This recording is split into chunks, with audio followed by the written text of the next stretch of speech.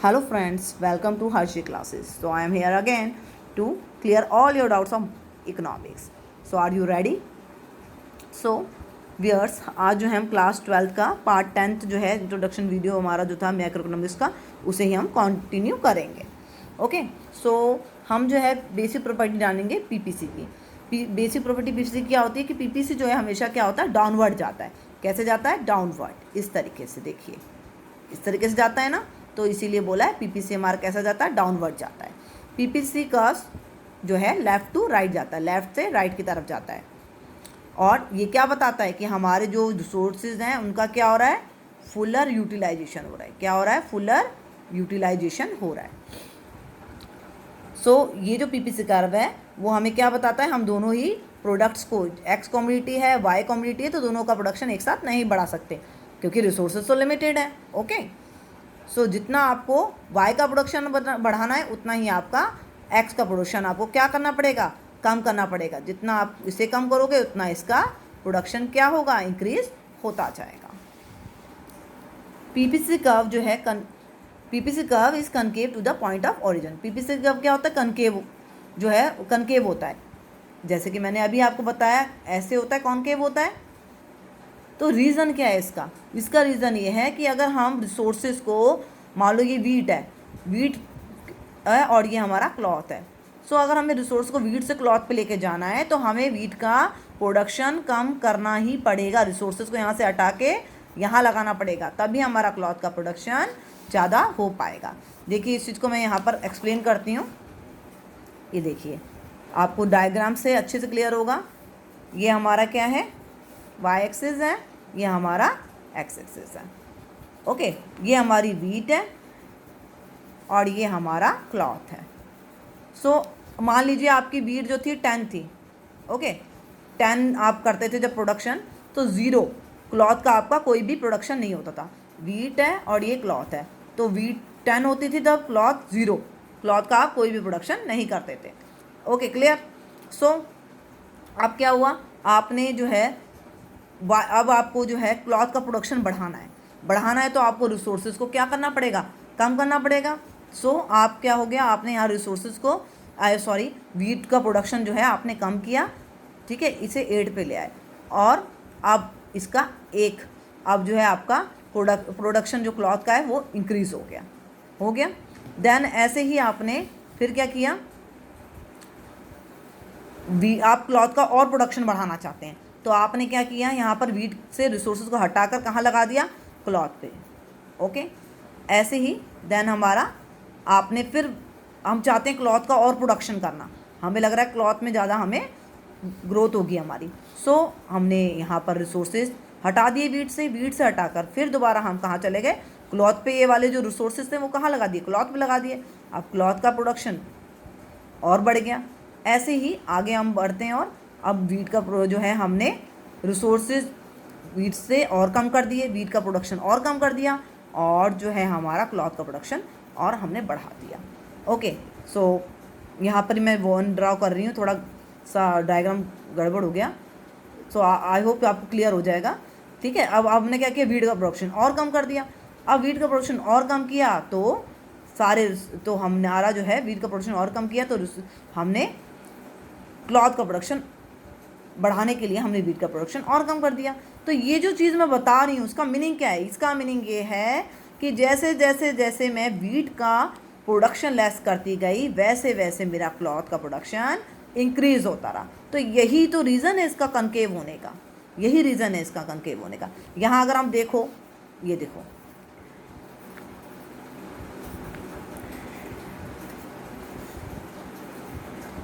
सो आप देखिए यहाँ पर हमारा जो है इंक्रीज़ होता जा रहा है.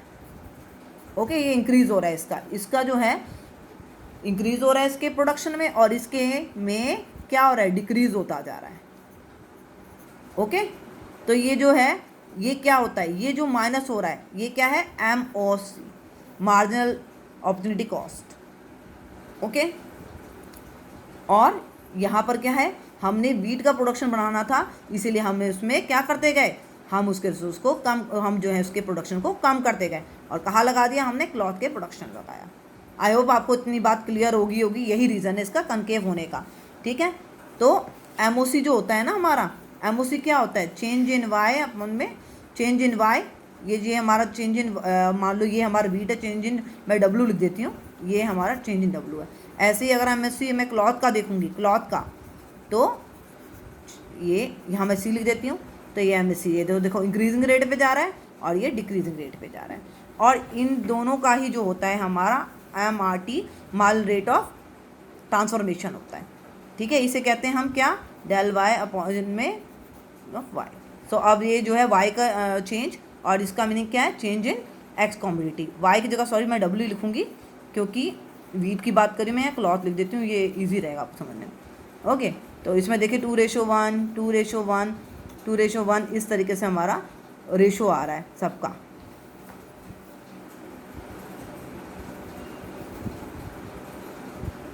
सबका रेशो क्या आएगा, 2:1, इस तरीके से हो जाएगा हमारे।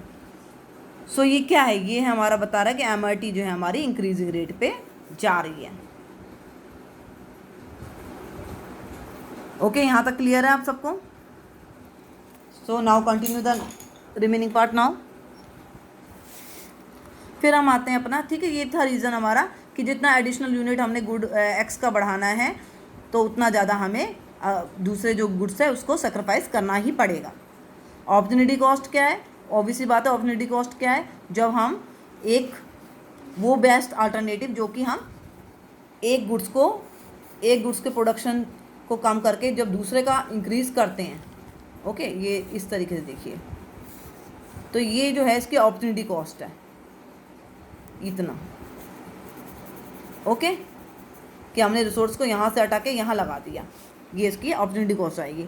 तो क्या होता है, opportunity cost is the value of a factor in its next best alternative. जितना ज़्यादा हम वाई का प्रोडक्शन बढ़ाते जाएंगे, वही उसकी जो है अपॉर्चुनिटी कॉस्ट आती जाएगी। अब जो है हमारा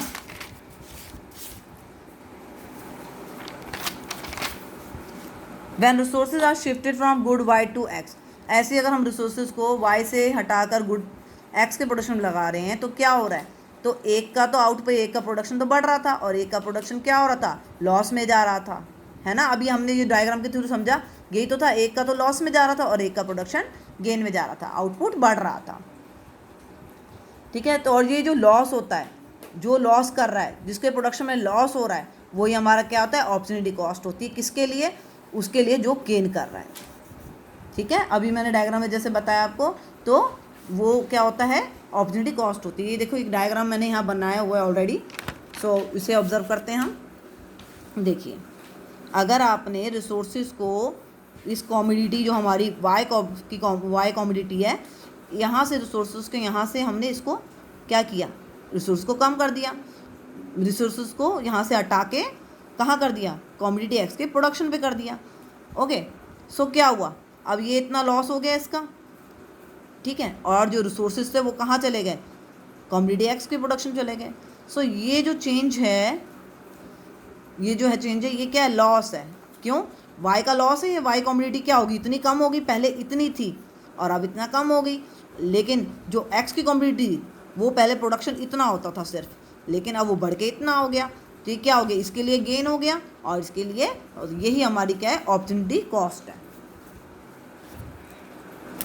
मार्जिनल अपॉर्चुनिटी कॉस्ट, तो मार्जिनल अपॉर्चुनिटी कॉस्ट क्या है हमारी, जब भी गुड वाई को हम वहाँ से रिसोर्सेज को हटाकर एक्स के रिसोर्स पे प्रोडक्शन पे लगा रहे हैं, सो ये क्या है हमारा, हर एक यूनिट, जितना यूनिट हम लेस कर रहे हैं वाई का एक्स के प्रोडक्शन के लिए, वही हमारी क्या है, मार्जिनल कॉस्ट है, मार्जिनल अपॉर्चुनिटी कॉस्ट है हमारी।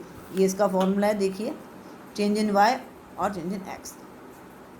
अब ये शेड्यूल है, इसको देखिए, इससे अच्छे से आपको क्लियर होगा कि जब हमारे ज़ीरो थे प्रोडक्शन एक्स का, तब हम वाई का इतना प्रोडक्शन कर रहे थे। ओके, कोई चेंज नहीं। फिर हमारा जो है, हमने प्रोडक्शन अब जो है एक्स का 1 इंक्रीज़ किया, तो यहाँ से क्या करना पड़ा, रिसोर्स को हटाना पड़ा, इसका प्रोडक्शन कम करना पड़ा।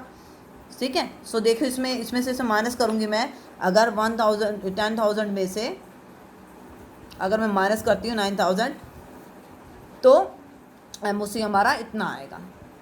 ऐसे ही यहाँ पर देखो +1 हो रहा है, क्यों? क्योंकि हमने जो है प्रोडक्शन एक्स का बढ़ा दिया है, और ये बढ़ाने के लिए हमें वाई में क्या करना पड़ा है?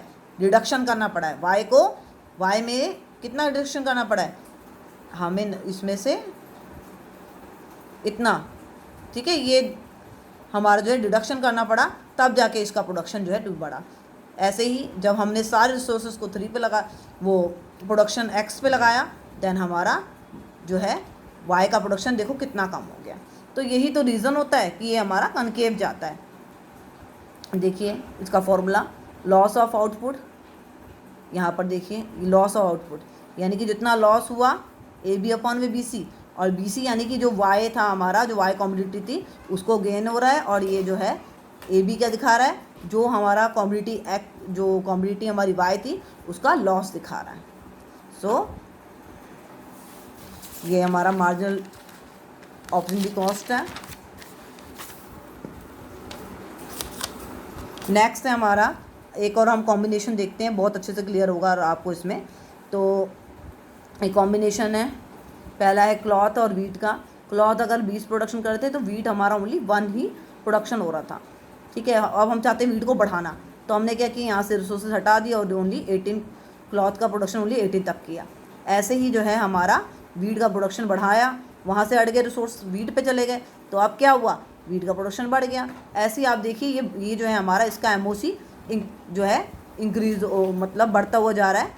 ओके, चेंज इसमें सब में 1 1 का चेंज दिखा रहा है। और जो ये है वाई कॉमोडिटी यानी कि हमारा जो क्लॉथ है उसमें क्या है, देखो डिक्रीज़ हो रहा है। पहले 2 का डिक्रीज़ हुआ, फिर इसमें से माइनस करो, देखो 3 का हुआ, फिर 4 का हुआ, तो इस तरह से ये डिक्रीजिंग में जा रहा है। अगर इसको मैं MRT निकालूँ यानी कि मार्जिनल रेट ऑफ ट्रांसफॉर्मेशन निकालूँ, तो क्या हुआ, हमने देखो इनका रेशो अगर मैं निकालूँगी 2/1, ठीक है, 4:1, तो ये क्या है, इंक्रीजिंग रेट में जा रहा है। तो यही तो रीज़न होता है कनकेव होने का। ओके, तो यही रीज़न है कि हमारा MOC PPC कर्व जो है कनकेव जाता है। देखिए डायग्राम में, देखिए 2 3 4 5 6, ये जो है हम सारे मैंने ये दिखाए हैं कैसे जो है चेंज हो रहा है क्लॉथ में, और जो है 1 यूनिट जो है 1 चेंज जो है कितना चेंज हो रहा है इसके प्रोडक्शन में, 1 से हर जगह ग्रोथ देखने को मिल रही है। सो MRT जब इंक्रीज़ होता है तब हमारा जो है कनकेव जाता है। इसी के रिवर्स अगर हमारा MRT में कोई चेंज नहीं है, मान लो हमारा जो रेशो जो है सेम आता, तो ये कांस्टेंट हमारा PPC तब कांस्टेंट जाता, तब हमारा PPC कांस्टेंट जाता। लेकिन अगर हमारा MRT डिक्रीज में जाता तब हमारा जो है ये PPC का कन्वेक्स भी हो सकता है। सो ये था हमारा वीडियो रिगार्डिंग PPC का प्रॉपर्टीज़। इसमें हमने MOC के बारे में, ऑप्शनरी कॉस्ट और MRT के बारे में पढ़ा। I hope you have enjoyed this video. Please like and subscribe my channel so I can make such more videos for you. और एक कंप्लेंट है आप लोग से, आप बहुत ही कम व्यूज़ कर रहे हैं, so please view the video to motivate me and subscribe it also. Thank you so much for watching my video. Thank you friends.